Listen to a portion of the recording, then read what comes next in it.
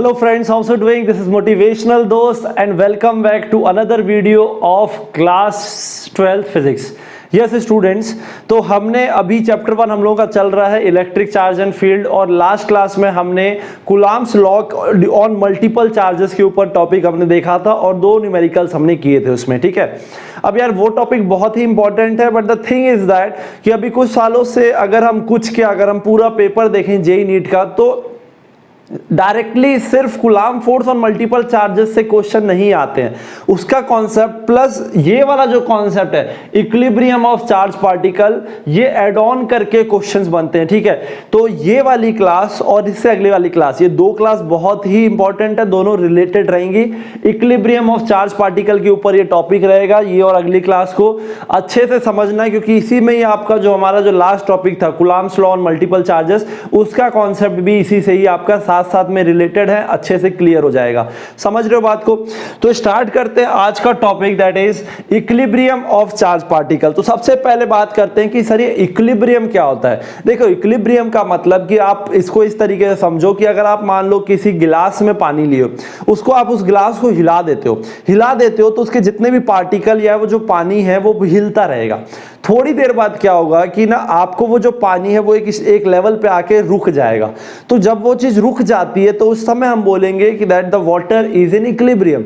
इसका मतलब कि equilibrium is a kind of stable condition जिसमें हम बोलते हैं कि it is a kind of state in which the net force acting on that system is zero. किसी भी सिस्टम में, यानी कि अगर मान लो ये मैंने कोई सिस्टम या एक पेन लिया, इसमें जितने भी फोर्सेस लग रहे हैं अगर उन सब का सम मान लो जीरो हो जाता है, नेट फोर्स अगर इसका जीरो हो जाता है, मतलब मैं कह सकता हूं कि भाई अगर ये रेस्ट में है तो ये रेस्ट में ही रहेगा, तो मैं बोल सकता हूं that this system is in equilibrium. तो सिस्टम इन इक्विलिब्रियम का मतलब होता है that the net force acting on the system is zero. तो यहां पे जो इक्विलिब्रियम ऑफ चार्ज पार्टिकल है, यहां हम देखेंगे कि एक सिस्टम में खूब सारे चार्जेस रहेंगे और हम देखेंगे कि वो जो चार्जेस हैं वो जो एक दूसरे के ऊपर फोर्स लगा रहे हैं, तो जो नेट फोर्स जो लग रहा है वो जीरो रहेगा। तो उस सिस्टम को हम बोलेंगे इक्विलिब्रियम ऑफ चार्ज पार्टिकल। तो ये जो टॉपिक है ये आपका 3 पार्ट में डिवाइडेड है, ठीक है। पहला जो है वो है इक्विलिब्रियम ऑफ 3 पॉइंट चार्जेस, दूसरा जो है इक्विलिब्रियम ऑफ ज्योमेट्रिकल फिगर्स, है ना, सिमेट्रिकल ज्योमेट्रिकल फिगर्स, और तीसरा जो है वो है इक्विलिब्रियम ऑफ ए स्ट्रिंग। तो ये 3 टॉपिक हमको ये वाले वीडियो और अगले वाले वीडियो में डिस्कस करना है, ठीक है। So without wasting any time सबसे पहला हम लोग आज स्टार्ट कर रहे हैं इसमें, दैट इज अच्छे से समझना, ये आप लोगों के एनसीईआरटी में नहीं मिलेगा लेकिन ये बहुत ही इंपॉर्टेंट है, ठीक है। तो पहला है आपका इक्विलिब्रियम ऑफ, बहुत इंपॉर्टेंट कंसेप्ट है, 3 पॉइंट चार्जेस, ठीक है। जनरली हम जितने भी चार्जेस अभी डिस्कस कर रहे हैं वो पॉइंट चार्जेस ही कर रहे हैं। आने वाले वीडियोस में फिर हम लोग मान लो आपका जो खूब सारे कंटिन्यूअस चार्ज डिस्ट्रीब्यूशन होता है सॉलिड चार्जेस के बारे में भी स्टडी करेंगे। तो चलो डिस्कस करते हैं equilibrium of 3 point charges. Suppose करो, अच्छे समझना यार, बहुत ईजी टॉपिक है। ये चार्ज है Q1, ये Q2 है और ये है स्मॉल q। इन दोनों चार्ज के बीच का डिस्टेंस, तो 3 पॉइंट चार्ज दिख रहे हैं आप लोगों को, इनके बीच का डिस्टेंस r है और इसके बीच का डिस्टेंस यहाँ पे x है। क्या है? x। अब मैं बोलता हूँ कि ये जो सिस्टम है वो इक्विलिब्रियम है। तो अगर ये सिस्टम इक्विलिब्रियम में है, इसका मतलब कि इस पे जो फोर्स लग रहा है, इस पे जो फोर्स लगेगा वो इसकी वजह से लगेगा प्लस इसकी वजह से भी लगेगा। तो इन दोनों फोर्सेस का जो सम है वो क्या होना चाहिए? जीरो होना चाहिए। प्लस ये वाला जो चार्ज है, इस वाले चार्ज पे बाकी जो 2 चार्जेस की जैसे जो फोर्स लगेगा वो जीरो होना चाहिए। प्लस ये वाला जो चार्ज है, इस पे इन दोनों की जैसे जो फोर्स लगेगा नेट फोर्स, वो भी क्या होना चाहिए? जीरो होना चाहिए। अगर ऐसा है सभी चार्जेस पे बाकी सभी चार्जेस की वजह से जो फोर्स लग रहा है अगर उनका सम एफ नेट क्या है? जीरो आ रहा है, तो हम बोलेंगे that here all the 3 point charges are in equilibrium. तो थोड़ा लिख के दिखाता हूं क्या होगा। सबसे पहले बताओ, फोर्स ऑन चार्ज Q, ये स्मॉल q, इसके ऊपर जो फोर्स लग रहा है देखें कितना लग रहा है। चलो इसकी वजह से कितना लग रहा है? K Q1Q small Q upon distance कितना है एक्स स्क्वायर प्लस इसकी वजह से इस पे फोर्स कितना लगेगा के क्यू क्यू अपॉन ये डिस्टेंस कितना हो जाएगा भाई, ये हो जाएगा आर माइनस एक्स स्क्वायर। और अगर ये इक्विलिब्रियम में है तो नेट फोर्स कितना होना चाहिए, इक्वल्स टू 0। तो ये हो गई आपकी पहली कंडीशन। अब इस कंडीशन से एक प्रॉपर्टी मैं निकालने वाला हूं, समझना। अगर ये मान लो कोई चार्ज है तो Q1 और Q2 के नेचर की बात करूं तो या तो दोनों पॉजिटिव होंगे या दोनों नेगेटिव। क्यों पूछो, अगर मान लो दोनों पॉजिटिव हैं तो इसकी वजह से फोर्स इधर लगेगा और इसकी वजह से फोर्स इधर लगेगा। तो जो दोनों फोर्सेस लग रहे हैं दोनों की डायरेक्शन ऑपोजिट होनी जरूरी है, तभी तो कैंसिल होके 0 हो पाएंगे। अगर ये इन दोनों चार्जेस की वजह से इसमें जो फोर्स लग रहा है उन दोनों की डायरेक्शन सेम निकली तो क्या नेट फोर्स कभी 0 हो पाएगा, नहीं हो पाएगा। तो यहां पे ये कंडीशन सिंपल सा है कि भाई ये जो दोनों चार्जेस हैं Q1 Q2 इनका जो नेचर है वो क्या होना चाहिए, सेम होना चाहिए। तो यहां मैं कंसिडर करता हूं कि दोनों क्या है, पॉजिटिव है फॉर एग्जांपल। ठीक है, क्लियर है। चलो सेकंड प्रॉपर्टी पे आते हैं, अब सेकंड इस डिस्कशन करते हैं। अब सपोज करो मैं Q1 पे बात करता हूं, ठीक है। तो फोर्स ऑन Q1 की मैं बात करूं तो इस पे इन दोनों की वजह से लगेगा, इसकी वजह से ये पॉजिटिव है तो इसकी वजह से ऑब्वियस सी बात है इधर लगेगा, कितना लगेगा के Q1 Q2 अपॉन कितना डिस्टेंस है आर स्क्वायर प्लस इसकी वजह से एक लगेगा, कितना लगेगा के QQ अपॉन ये डिस्टेंस कितना है एक्स स्क्वायर।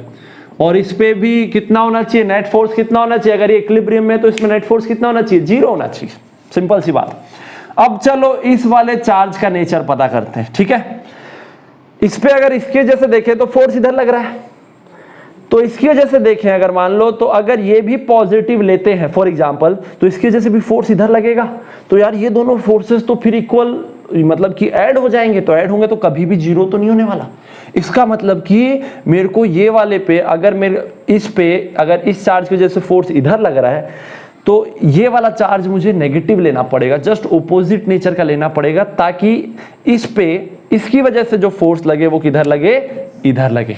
तो that means this should be negative, ये नेगेटिव होना चाहिए अगर ये दोनों पॉजिटिव हैं। तो अगर आप ये दोनों को नेगेटिव लेते हो तो उस हिसाब से इसको क्या होना पड़ेगा, पॉजिटिव नेचर का चार्ज होना पड़ेगा। आई होप आप लोगों को ये बात समझ में आई होगी कि तीनों चार्ज का जो नेचर है वो कैसा होना चाहिए।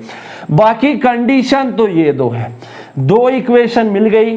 दोनों इक्वेशन में यहां पे अगर मैं वेरिएबल की बात करूं तो वेरिएबल क्या है, एक है आपका r तो चलो फिक्स्ड है, एक है आपका x, कि मतलब इस चार्ज को कितने डिस्टेंस पे रखें कि ये इक्विलिब्रियम में हो जाए सारे के सारे। तो यहाँ पे एक x वेरिएबल है, प्लस ये जो चार्ज है इसकी कितनी वैल्यू होनी चाहिए कि ये जो तीनों चार्ज जो है ये तीनों क्या हो, इक्विलिब्रियम में हो। ठीक है, तो इसके लिए जब हम इनको सॉल्व करेंगे, 2 वेरिएबल्स और 2 इक्वेशन जब हम सॉल्व करेंगे तो हमको इसकी वैल्यू निकल के आएगी। x की वैल्यू जो आएगी, यस मैं डायरेक्ट यहाँ पे लिख दे रहा हूँ और आप लोगों के लिए एक होमवर्क है। जो बच्चे भाई मैथ्स लिए तो आप लोगों को बहुत ही इंटरेस्टिंग आने वाला, बहुत चैलेंजिंग टास्क दे रहा हूँ मैं आपको। इस वाले x और q की इन दोनों को ये सॉल्व करना है और x की वैल्यू और मैं q की वैल्यू लिख रहा हूँ वो आप लोगों को प्रूव करनी है। ठीक है, तो ये होगा Q1 upon Q2 plus Q1 है ना इंटू r, ये होगी x की वैल्यू, यानी कि आपको x इतना डिस्टेंस पे इस चार्ज को रखना पड़ेगा Q1 Q2, ये है फॉर्मूला। और वो जो चार्ज आप रखोगे उसकी जो वैल्यू होनी चाहिए वो होनी चाहिए माइनस, क्योंकि नेगेटिव होनी चाहिए कि नहीं होनी चाहिए भाई, देखो minus Q1 Q2 upon under root of Q1 plus under root of Q2 का होल स्क्वायर।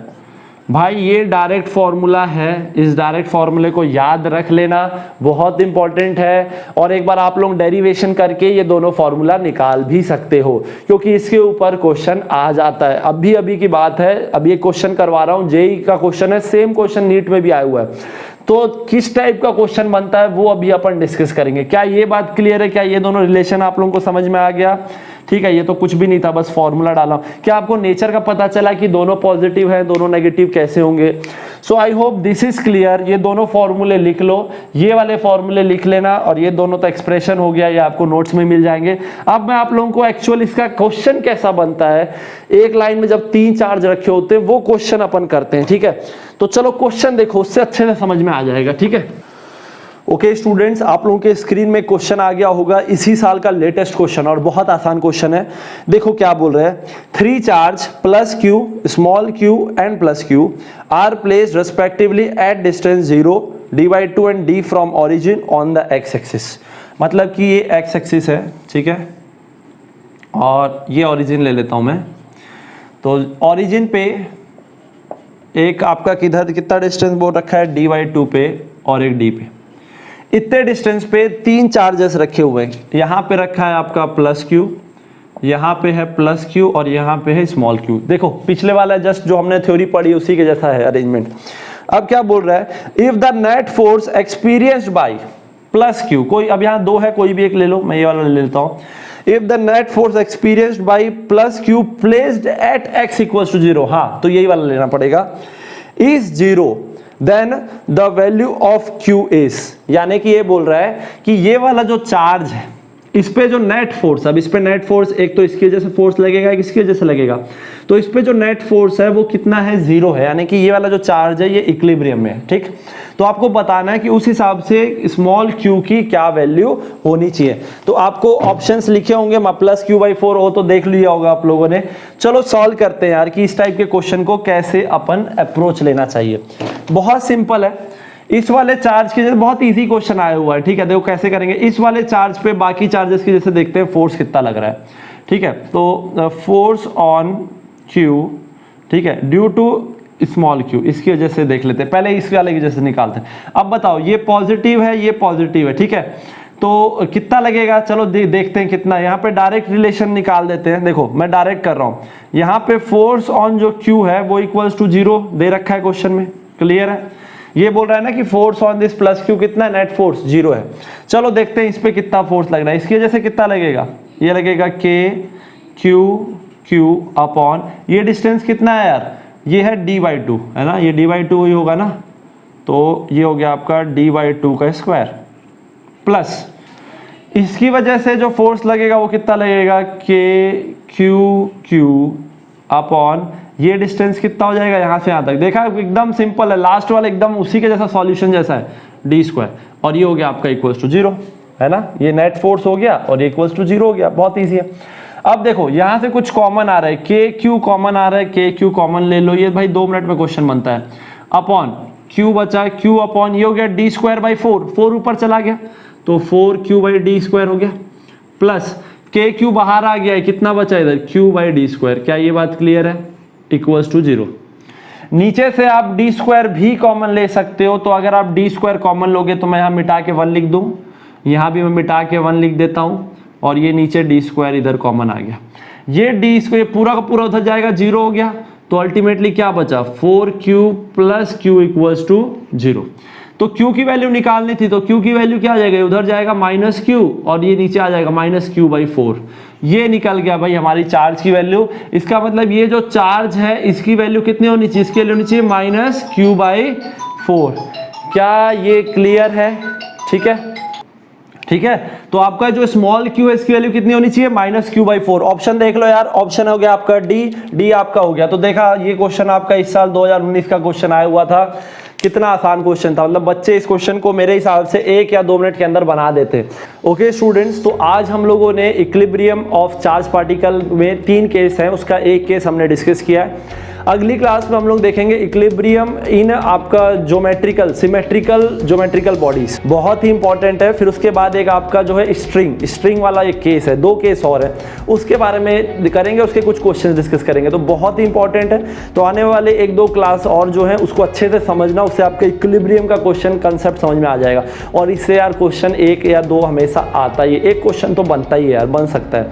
तो इसके ऊपर प्रैक्टिस करो, बहुत इंपॉर्टेंट टॉपिक है, ठीक है।